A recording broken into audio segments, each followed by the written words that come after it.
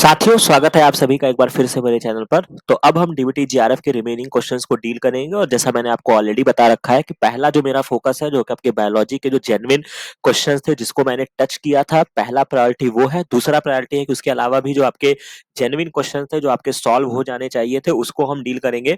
तो जैसा कि कल हमने सेक्शन ए के क्वेश्चंस को देखा था, तो उसमें 2 क्वेश्चंस मेरे को और लगे कि जो आसान क्वेश्चंस थे और जो मैंने आपको बताया भी था, जिसमें आपका एक पीसीआर का था और मैंने आपको इंपॉर्टेंट टिक कराया था कि आप इसको जरूर पढ़ के जाइएगा, तो वहां से ये क्वेश्चन आपका डिराइव हुआ है। तो सबसे पहले हम यहाँ पे देख लेते हैं जो कि आपका क्वेश्चन नंबर 42 है। यहाँ पे कह रहा है कि आप एज्यूम कर लीजिए कि 100% रिएक्शन की इफिशियंसी है, तो how many copy of a double standard DNA containing the amplicon will be present in the polymerase chain reaction mixture after 25 cycle. तो ये क्वेश्चन मैंने आपको आईसीएमआर के टाइम पे बताया था। अगर आपने जरा सा भी पीसीआर पढ़ा होगा तो वहां से आप इस क्वेश्चन को ट्रेस कर सकते हैं। तो जो आपका फॉर्मूला होता है वो क्या होता है कि जो आपके प्रोडक्ट का फॉर्मेशन होगा, मतलब कितने आपके डबल स्टैंडर्ड डीएनए की कॉपी बनती है, उसका बहुत ही सिंपल फॉर्मूला होता है 2 की पावर n।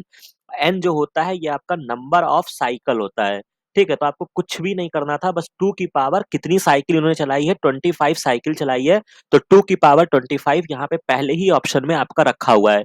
तो बहुत ही अच्छा क्वेश्चन मैं कहूंगा, इसको डेफिनेटली आपको करना चाहिए था।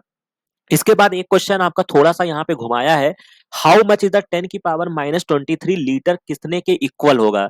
तो इसमें आपको क्या करना था, आपको बस सिंपल से वैल्यू को पुट करके देखना है। जैसे फॉर एग्जांपल अगर मैं 10 की पावर -14 दिया है और नैनो लीटर में दिया है, तो नैनो का मतलब क्या मैंने आपको पढ़ाया है, 10 की पावर -9 होता है। तो अगर आप इसको जोड़ देंगे तो क्या आ जाएगा, 10 की पावर -23 आ जाएगा। तो यानी कि 10 की पावर -14 नैनोलीटर जो होगा वो 10 की पावर -23 के बराबर होगा। और बाकी अगर आप रिमेनिंग ऑप्शंस को देखेंगे, मतलब माइक्रो के लिए आप 6 से मल्टीप्लाई करेंगे जो कि -26 हो जाएगा, तो वो चीजें नहीं फिट बैठेंगी। तो इसका जो राइट आंसर आपका निकल कर आएगा वो आपका 10 की पावर -14 होगा, जो कि इसका राइट आंसर आपके आंसर की में भी दिया गया है। ठीक है, अब हम थोड़ा सा आगे बढ़ते हैं और अब मैं सेक्शन बी की तरफ में जाऊंगा। और जो ये पहला क्वेश्चन था, मतलब ये मैं कहूंगा बोनस क्वेश्चन था जिन लोगों ने पीवाईक्यू सॉल्व किया था। और मैंने जो पीवाईक्यूज आपको सॉल्व कराया था वहां पे ये क्वेश्चन शायद 2016 के का क्वेश्चन है, जहां पे एक क्वेश्चन आपका आया था कि उसी क्वेश्चन को इन्होंने रीफ्रेम किया है 2 स्टेटमेंट के फॉर्म में। अगर आप देख लीजिए, जैसे यहाँ पे बोला था कि कोई न्यूरॉन है जो कि आपका रेस्टिंग स्टेट में है, एक्स कंपाउंड से ट्रीटमेंट किया तो पोटेंशियल -50 हो गया, मिला लीजिए। डिफरेंट डिट्टो वही लाइन यहाँ पे फ्रेम किया गया है। तो मैंने इसको पढ़ाते समय आपको बोला था कि इस पर्टिकुलर क्वेश्चन के लिए अगर आपको नहीं भी समझ में आ रहा है तो एटलीस्ट इसको याद कर लीजिएगा कि -50 जब वोल्ट हुआ है तो क्या हुआ है और -90 जब हुआ है तो क्या हुआ है। तो इसमें जो आपका स्टेटमेंट दिया गया था, तो यहाँ पे कह रहा है कि एक न्यूरॉन है जो स्टैंडर्ड रेस्टिंग पोजीशन में उसकी -70 होता है, जो कि आपका आइडियल, जब भी आप नर्व इम्पल्स ट्रांसमिशन पढ़ेंगे तो आपको -70 एमवी का कॉन्सेप्ट मिलेगा। ट्रीटमेंट आपने किसी एक्स कंपाउंड से किया है जिससे उसका पोटेंशियल -50 हो गया है, और फिर आपने वाइट कंपाउंड से किया है जिसका -90 हो गया है। तो हम क्या कह सकते हैं, तो हम ये कह सकते हैं कि जो एक्स है वो आपका डीपोलराइजेशन करा रहा है और वाई जो है वो हाइपर पोलराइजेशन करा रहा है। तो ये स्टेटमेंट आपका ट्रू है, और इसी के वाइस वर्सा में इन्होंने इसको गलत बोला है, तो ये स्टेटमेंट आपका फॉल्स हो जाएगा। ठीक है, अब आपको इसमें मोस्ट अप्रोप्रिएट आंसर चूज करना था, तो यानी कि पहला स्टेटमेंट मेरा ट्रू है और दूसरा स्टेटमेंट मेरा क्या है, इनकरेक्ट है। तो यानी कि मेरा थर्ड ऑप्शन आना चाहिए जो यहाँ पे रखा हुआ है। ठीक है, तो ये बहुत ही बोनस क्वेश्चन मैं कहूंगा कि जो कि आपका रिपीटेड क्वेश्चन है और ये क्वेश्चन आपको डेफिनेटली सॉल्व करना चाहिए था। इसके बाद अगर मैं आगे बढ़ता हूं, जहां पे कुछ एक क्वेश्चन आपका और भी जेन्युइन क्वेश्चन दिया गया है। जैसे ये क्वेश्चन भी आपका रिपीटेड क्वेश्चन है, जो कि आप किसी भी डीबीटी एग्जाम या कोई भी, अगर आपने आईसीआर वगैरह का एग्जाम दिया होगा या इवन आपने सीएसआईआर भी दिया होगा, तो वहां पे ये क्वेश्चन पूछा जाता है कि genetically male sterile plant can be developed by over expressing. जो कि मैंने आपको बताया था कि जेनेटिक मॉडिफाइड ऑर्गेनिज्म और रिकॉम्बिनेंट टेक्नोलॉजी से ये क्वेश्चन पूछते हैं। जैसे वायरस वाले में ये कुछ सालों तक कैप्सिड प्रोटीन के पीछे पड़े हुए थे, लेकिन इस बार उन्होंने मेल स्टराइल प्लांट्स के बारे में पूछा है। तो इसमें जो आपका राइट आंसर बनता है, इसमें हम बार्नेस जीन जीन का यूज करते हैं। ठीक है, तो ये क्वेश्चन भी मैं कहूंगा कि बहुत वो नहीं था। बाकी ट्रेस करने में आप क्राई तो आपने ऑलरेडी बीटी टॉक्सिन में पढ़ा था, तो क्राई ऑप्शन वैसे भी कट जाएगा। और रिमेनिंग ऑप्शंस में जो आपका मोस्ट परफेक्ट आंसर बनेगा वो आपका बार्नेज बनेगा। इसके बाद एक क्वेश्चन आपसे पूछा है, conversion of organic matter to the biogas produce in the 4 stages में होता है, hydrolysis, acidogenesis, acetogenesis, methanogenesis. Which of the following micro organism play role in the methanogenesis. अब यहाँ पे क्या किया इन्होंने, आपके शब्दों के साथ खेला है, बाकी इसमें कुछ भी नहीं करना था। अगर आपने मिथेनोजेंस पढ़ा होगा जो कि मीथेन गैस का फॉर्मेशन करते थे, और ये बेसिकली आपके आर्ची फैमिली में आते हैं। जो आपके आर्ची बैक्टीरिया जब आपने पढ़ा होगा, तो वहां पे 3 क्लास होते हैं, जहाँ पे आपको हैलोफिल्स देखने को मिलेंगे, मिथेनोजेंस देखने को मिलते हैं, ठीक है? और एक आपका शायद थर्मो एसिडोफिल्स देखने को मिलते हैं, ठीक है? हाँ, शायद यही है, 3 क्लासेस ये होती हैं। तो ये आपके किसमें आएँगे? ये आपके आर्ची बैक्टीरिया में आएँगे। तो ये भी मैं कहूँगा कि बहुत बढ़िया, बहुत ही बेसिक क्वेश्चन है, बस आपके शब्दों के साथ खेला है और जिसमें आप फँस गए। इसके बाद ये क्वेश्चन जो है, यहाँ पे क्वेश्चंस बच्चों के मेरे पास क्वेरीज़ आ रहे थे जी प्रोटीन के regarding turn off end of को पूछा था। तो मैं आपको एक्सप्लेन कर दूँगा कि यहाँ पे आप इस क्वेश्चन को चैलेंज करने मत जाइए, क्योंकि यहाँ पे जो आंसर दिया गया है वो बिल्कुल परफेक्ट दिया गया है, तो उसमें कोई दिक्कत नहीं होगा। जीपीसीआर मैंने आपको पढ़ाया है, वहाँ पे मैंने आपको एक्सप्लेन किया था। कह रहा है कि which of the following process turn on and turn off the alpha subunit of a heterotrimeric G protein. तो होता क्या है कि आपका जो जी प्रोटीन होता है, ये अल्फा बीटा गामा होते हैं, तीनों पहले अटैच होते हैं। जैसे ही जी प्रोटीन आके बाइंड करता है, अल्फा डिसोसिएट हो जाता है, और अल्फा जब डिसोसिएट होता है तो ये आपका जीटीपी से बाउंड होता है। तो यानी कि जब ये एक्टिव फॉर्म में आएगा, यानी कि टर्न ऑन कंडीशन जो होगी वो मेरी जीटीपी कंडीशन में होगी। तो जीडीपी वाले ऑप्शन को मुझे कैंसिल करना है, मैंने ये 2 ऑप्शन कैंसिल कर दिया।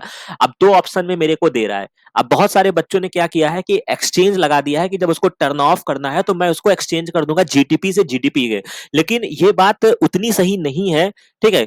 क्यों नहीं सही है? क्योंकि जब आप एक साइंटिफिक लैंग्वेज में अगर आप बात कर रहे हैं, तो वहां पे मैंने आपको बताया था कि जब आपका वहां पे बहुत सारे फैक्टर्स होते थे, यहाँ पे क्या था, आपका ग्वानिन न्यूक्लियोटाइड एक्सचेंज फैक्टर था। और जब ये जीटीपी लगा है तो इसको मुझे हटाने के लिए मुझे जीटीपीएज एंजाइम चाहिए, जो एक तरीके का आपका हाइड्रोलाइसिस करेगा, ठीक है? ठीक है, तो यहाँ पर क्या हो जाएगा कि मुझे hydrolysis of the bound GTP जब मैं कराऊंगा, तब ये कंडीशन जो होगी वो टर्न ऑफ होगी। हालांकि अगर ये ऑप्शन ना देता, तब शायद आप इस ऑप्शन को मान सकते थे, बट जो मोस्ट करेक्ट ऑप्शन बनेगा और जो साइंटिफिकली ट्रू है, और इसका मैं यहाँ पे लाइन का पैराग्राफ मैंने लगा दिया। अगर आपको किसी भी तरीके की दुविधा है, तो ये जो ब्रूस अल्बर्ट की लाइन है, इसको पढ़ लीजिएगा। रेफरेंस आपको मैंने दे दिया है। द अल्फा सब यूनिट जो होता है वो आपका जीटीपीएस होता है, become inactive when it hydrolyse. समझ रहे हैं, हाइड्रोलाइज वर्ड का इस्तेमाल किया गया है और यही वर्ड यहाँ पे भी लाया गया है। It is bound to GTP. The time required for GTP, तो खैर ये तो अलग स्टोरी है। तो कुल मिलाकर यहाँ पे ये मैंने आपका रेफरेंस लगा दिया है। तो यानी कि इसका जो राइट आंसर निकल कर आएगा वो मेरा थर्ड ऑप्शन निकल कर आएगा। तो यानी कि क्वेश्चन आईडी आपकी 22079 है, उसका जो राइट आंसर आपका निकलेगा वो आपका थर्ड ऑप्शन निकलेगा, ठीक है? इसके बाद नेक्स्ट क्वेश्चन की तरफ अगर हम आगे बढ़ते हैं, इम्यूनोलॉजी से भी मैं कहूंगा कि आपके देखने में कमी थी। जिस तरीके से मैंने क्वेश्चन पेपर को बाद में एनालिसिस किया है, और जो मुझे इनिशियली फीडबैक मिले थे कि सर इम्यूनोलॉजी थोड़ा सा कम था, तो मुझे ऐसा लगता है ऐसा कुछ नहीं था। इम्यूनोलॉजी के 7-8 क्वेश्चन तो मेरे को ही देखने को मिले हैं, ठीक है? अब वो तरीका है कि आप कैसे उसको देखते हैं। जैसा कि यहाँ पे क्वेश्चन आपसे पूछा गया है कि binding site of N antibody को क्या कहते हैं? तो इसमें सिंपल सा था, 2 ही चीजें होती हैं, या आपका पैराटोप होता है या एपीटोप होता है। तो एपी जो होता है वो एंटीजन पे होता है, और पैरा जो होता है वो आपके एंटीबॉडी पे होता है। बेसिक इम्यूनोलॉजी में समझाया है, और अगर वो भी नहीं पढ़ा था तो मेगा रिवीजन में मैंने आपको बताया था। तो एंटीबॉडी की जो साइट है उसको मैं क्या कहूंगा, पैराटोप कहूंगा। बाकी एल्बो रीजन ऐसा कुछ होता नहीं है, और हिंज रीजन होता है, लेकिन उसकी एक अपनी अलग स्टोरी होती है। इसके बाद ये कोचिंग भी अगर क्वेश्चन जो है अगर आप कहेंगे, तो मैं भी इसको इम्यूनोलॉजी से ही दूंगा, क्योंकि ये मैं बहुत सारे ऑप्शन दिए थे, बट आपको एक चीज जो आपको मैंने हाइब्रिडोमा टेक्नोलॉजी पढ़ाई थी, मोनोक्लोनल एंटीबॉडी, उसी को पकड़ना था। तो हाइब्रिडोमा टेक्निक से आप क्या बनाएंगे, मोनोक्लोनल एंटीबॉडी बनाएंगे। और यहाँ पे हम माइलोमा सेल्स को ले रहे थे, तो माइलोमा को उठा के फिट कर दीजिए मोनोक्लोनल एंटीबॉडी से, तो यानी कि बी का पहला ऑप्शन हो जाएगा। और एक ही ऑप्शन में रखा है, बोनस क्वेश्चन था, जरूर करना चाहिए था।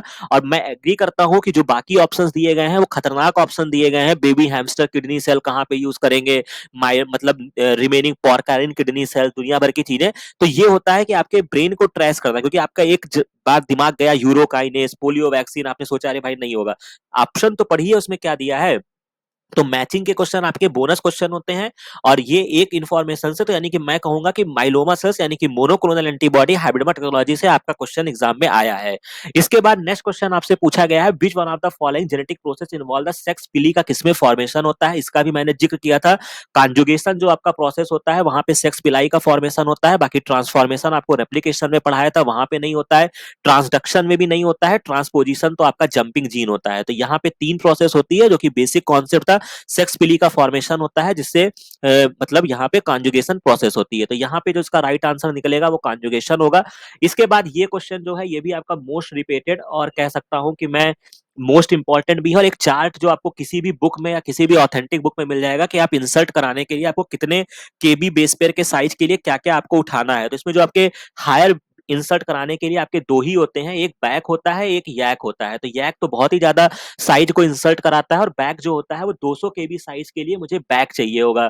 तो यानी कि इसका जो राइट आंसर मेरा बनेगा वो बैक्टीरियल आर्टिफिशियल क्रोमोसोम बनेगा, ठीक है।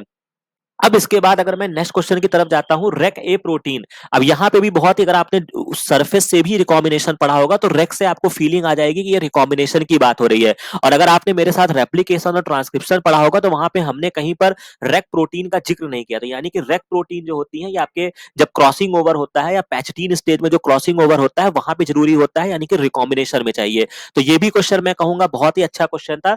इसके बाद एक क्वेश्चन और है जहां पे बच्चे कंफ्यूज हो रहे थे, हालांकि इसका भी मैं एक्सप्लेनेशन लगा दिया हूं कि जी प्रोटीन से आपके दो क्वेश्चंस आए थे। देखते जाइए कितने क्वेश्चंस जो मैंने टारगेट कराए थे वहीं से ही क्वेश्चन पूछे गए हैं।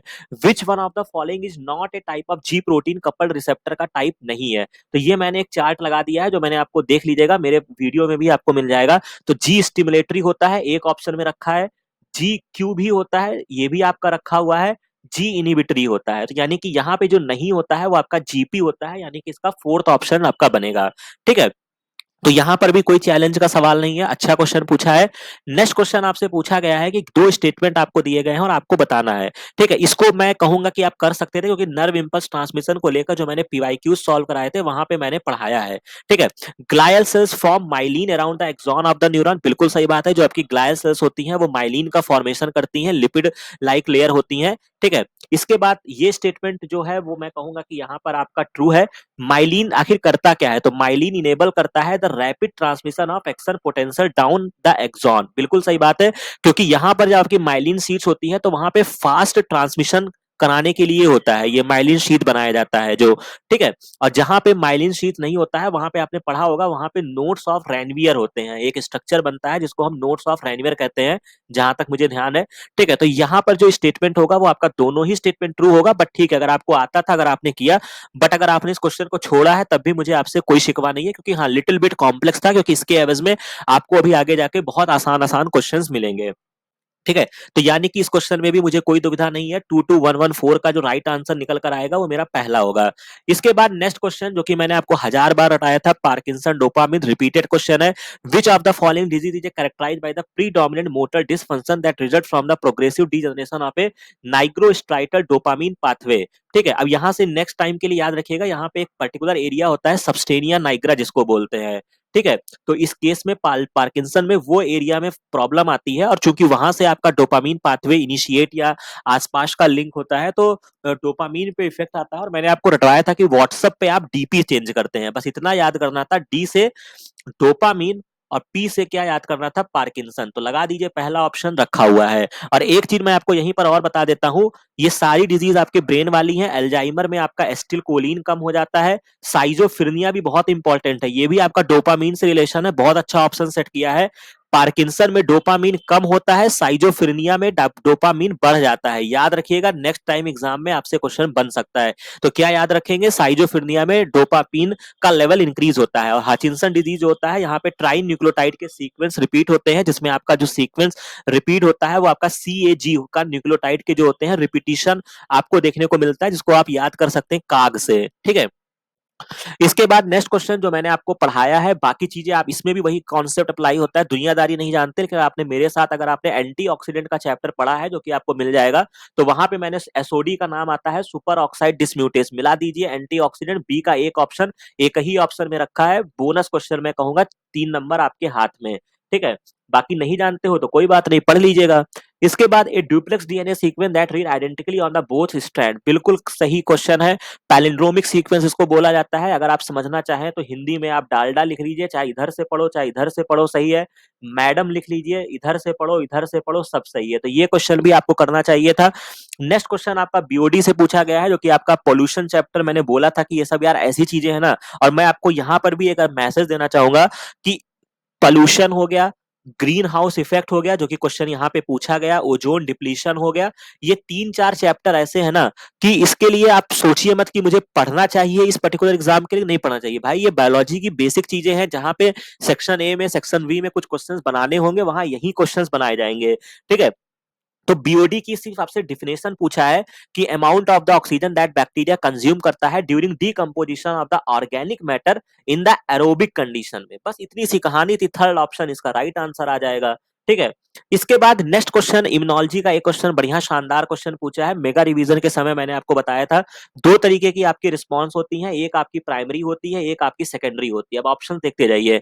कह रहा है कि IgM made in the primary response is made primarily by the memory B cells. अगर आप आईजीएम आईजीजी नहीं जानते हैं तो क्या प्राइमरी रिस्पांस में ही आपका मेमोरी का फॉर्मेशन हो जाएगा? भैया नहीं होगा भाई, पहले तो वो इनकाउंटर हुआ है ना। तो पहला ऑप्शन आपका कैंसिल हो गया, फॉल्स हो गया। The lag phase is a shorter in the primary response than in the secondary phase. गलत बात। अब यहां भी गलत है क्योंकि आपके दो तीन फेजेस होते हैं, ये मैंने आपको इम्यूनोलॉजी के बेसिक लेक्चर में पढ़ाया था। और बहुत सारे स्टेजेस होते हैं, लैग होता है, लॉग होता है।